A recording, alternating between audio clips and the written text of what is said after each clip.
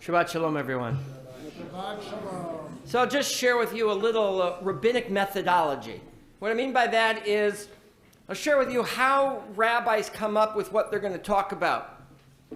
So on a regular Shabbat, week after week, what I normally do is I look in the Parsha and I find a verse that speaks to me, and then I elaborate on it. My father had a formula. My father said you should always have a biblical text and a rabbinic text and then a modern application. And that's how he constructed every sermon. And the opposite usually happens with regards to the high holidays. On the Yamim Noraim, what rabbis normally do, at least in my case, is we find a subject matter that we want to talk about. Something big that is worthy of a message on the high holidays, and then we go searching for the text that supports that thought, those ideas. And sometimes what happens is in the process, the sermon changes entirely. The message we want to bring is unsupported by the text. And what we end up doing is changing our message. At least we alter it so that it can fit in with our tradition. But it's a question of where does it come from? And this week was particularly challenging for me. Each week on Shabbat, I try and bring a message of hope, a message of purpose, a message of meaning. I try to bring a positive message so that when you leave shul on Shabbat, you say, I feel better about this. I can achieve something. I can make a difference. But in a parsha that is so filled with negativity and punishment and horrible things that can befall us, it's hard to find a message of hope. There's no question, as I've mentioned already earlier in my class, I mentioned again last night, there's no question that punishment and the fear of reprisal has extraordinary motivational value. And that is, if you're afraid of something, odds are you're going to be motivated to behave a certain way. And the message of hope and the message of optimism often has a very short shelf life. But that's not going to frighten me, because I believe it's so important that one of the core values of our shul is that you come here, you find something that supports you, that strengthens you, that motivates you to make the world a better place, and then you leave these four walls and go out into the world and do your job. It's a core value. That in a world that seems so unsafe, in a world that seems so dangerous, that seems so oppressive, that here you can be elevated and go out into the world and make a difference for the better, for the good. I always think of it as a vacuum seal. You walk in, and you find a place that helps you. And then you can go out stronger than you were when you arrived. And so I say to you today, I found one verse in this week's Parsha that says to me there's hope. And all you have to do to start that process of hope, of optimism, of goodness, of kindness, all you have to do is say it. And it will begin to happen. All you have to do is find the words of hope for a future that's better, of a promise of redemption. All you have to do is find the words, say them, and the process begins.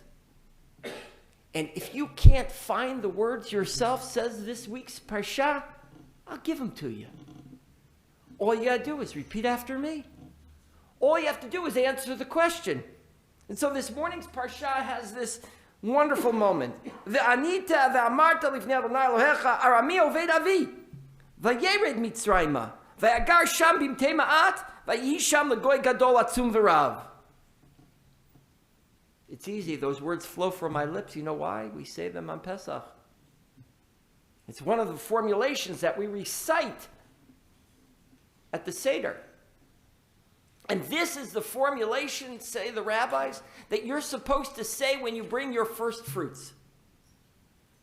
It's an amazing activity, bringing your first fruits. Imagine for yourself for just a moment that you have arrived in the land of Israel. It's your first season of growing your own food.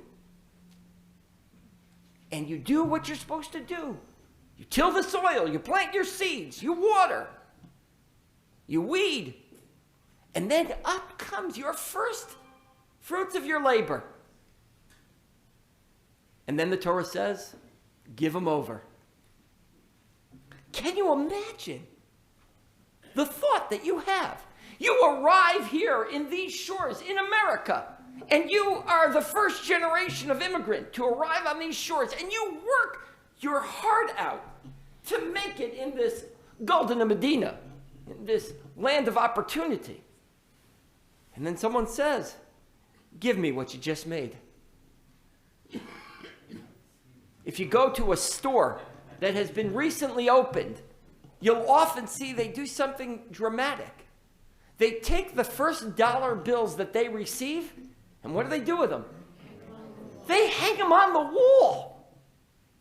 To me, it's an extraordinary act of faith that guess what? There'll be more dollars to come. Because if you're not sure that there'll be more dollars to come, what do you do with those dollars? You don't put them up on the wall. You put them in your pocket. And you say, I'm going to use them when I need them. Putting them up on the wall says, I have complete faith that this endeavor is going to succeed. And so the rabbis say there's a formula that you say when you experience that moment of absolute certainty that the future holds promise for you. Ve'anita ve'amarta. The first two words of the sentence say, and you should recite them and say. This is the formula that you recite. Lifnei Adonai Elohecha, before God. Arami oved avi ve'agar mitzrayma ve'agar sham bimtei ma'at ve'hi sham lagoy gadol. Guess what? I was once small, now I'm large. Once oppressed, now redeemed. All you got to do is say that phrase over and over again in your life, and guess what? Promise will come to you. Ve'agar sham bimtei ma'at. You were small. Ve'yered mitzrayma, and you went down to Egypt.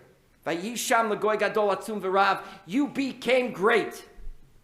Says this week's Parsha, if you don't have the language for promise in your life, if you don't have the thought for how you're going to achieve greatness, here are the words. Remember you were small, you became great. Remember you were weak, you became powerful.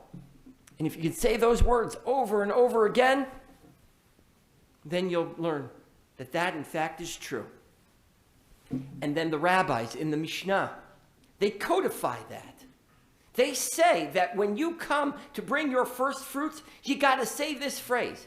No matter how afraid you might be that there'll be no other crop, no matter how afraid you are that this is the last of what you'll grow, the Mishnah says, say the phrase, Anita ve'amarta. Arami oved avi, I was wandering. Vayered mitzrayma, and I ended up in Egypt. Vayagar sham, and I lived there. Bimtei ma'at, I was small. Vayisham lagoy gadol, but I became great. Say the rabbis, here's a formula, just recite it over and over again. You know what it feels like to be wandering without purpose, without goal, without destination. That's what you were, but guess what? You arrived in the promised land. You wandered, but you were found. And then Ibn Ezra says something amazing. He imagines something entirely different. He imagines a moment where the Jewish people arrive at the temple and they're greeted by the Kohen who says, I'm ready to receive your gifts. And this is what the Ibn Ezra says happened. Yitachem sheyishalu hakohanim lemor, ma zeh heveita? Al Kain. Ve'anita o kitmut tchila v'chin v'yan. Kohen says, let me prompt you. What'd you bring me? Says the Kohen. And that elicits a response in the individual. I brought you my first fruits, but you know what I did? more than just property, more than material possessions. I brought you a sense that the future is better than the past, that this is just the beginning of something great. These are just the first fruits of what's going to be a plethora of abundance. You're going to live in abundance, says the Kohen, when he elicits the response, what are you doing here? And what'd you bring me? He says, you're going to respond just like everybody else who responded alongside you. I live in abundance, not in scarcity. I'm not afraid that tomorrow will bring nothing. I believe in a future that's better than a past. And so I live in abundance and not in scarcity. And you know what it means to live differently. You know what it means to live hand to mouth. Each and every one of us knows that experience we had at some point in our life where it's a struggle to make ends meet. Had to decide between rent or diapers. You had to decide between food or medicine. We all have that experience. And you know that that makes you feel trapped. And it makes you defensive. And sometimes that turns into anger. See, living a life in scarcity oppresses us. So says the text, live in abundance. Recognize that there is more to God's gifts than just what you have in your hands. There's more to come. And then Rashi says something even more spectacular. Ve'anita, what does the phrase, and you respond, mean? Lashon haramat kol, raise up your voice. Don't just whisper it. Don't just say to yourself, I did all right. It's okay. There'll be more. No, says Rashi, haramat kol, raise up your voice. Say it loud and say it proud. That there is more to come. Not just for you, but for all around us. It's something that's contagious, says Rashi. If you raise up your voice, others will hear you, and the universe will respond in kind. Put it out there, says Rashi. Say it loud so that you can fully embody it. And then promise will come to you. This morning's parsha is filled with negativity and oppressive thoughts. We live in a world that's filled with negativity and oppressive thoughts. You can't turn on the television without one person knocking down another, without one person calling another person a name, without one nation threatening war against another. It's hard to live in this world, I know that. So I say, Anita ve'amarta, I respond to that. Arami oved avi. My father was a wandering Aramean. Vayered Mitzrayim, he went down to Egypt. Vayagar sham, and he lived there in bondage and oppression. Vayisham legoy gadol, but he grew up. He raised up. He became redeemed. So I say that to you today. I bring you a message not of depression, but of exhilaration. I bring you a message today of capacity, not inability. Today I bring you a message of liberation, not just personally, but nationally. All you got to do is start by saying the words, I was small, but now I'm large. I was weak, but now I'm strong. I've lived life, and I have ability and capacity. And I won't be put down anymore. And I won't be oppressed. My voice is going to be heard. And if it takes walking in the streets with so many others to say, my voice will be heard, then that's what I'm going to do. I'm going to march alongside others in statement of a cause that's important. And I say, I was small, but now I'm large. I was weak, but now I'm strong. You want to drive out my hope? Forget it. My hope is eternal because I have faith in the Almighty. Shabbat Shalom.